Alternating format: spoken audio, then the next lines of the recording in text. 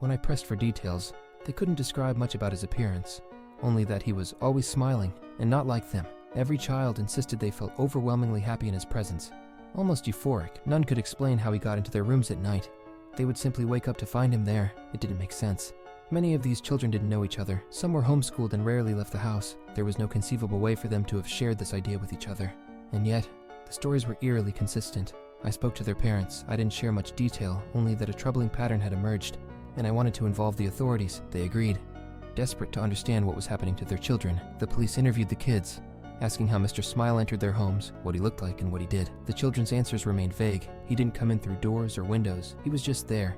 Sometimes he would hum or sing a soft lullaby in a language they didn't understand. It made them feel safe, they said. When asked to draw him, every child picked up a red crayon and filled the page with solid red. They all insisted they had drawn a perfect picture of Mr. Smile. When questioned about the absence of details like arms or legs, the children grew agitated, even angry, swearing that the red rectangle was an accurate depiction of their mysterious visitor. At this point, we placed cameras and baby monitors in the children's rooms. Parents took turns staying awake, obsessively watching the footage. Night after night, the recordings showed nothing unusual. The kids slept soundly, sometimes murmuring in their sleep, but there was no sign of anyone entering their rooms. I began to doubt myself.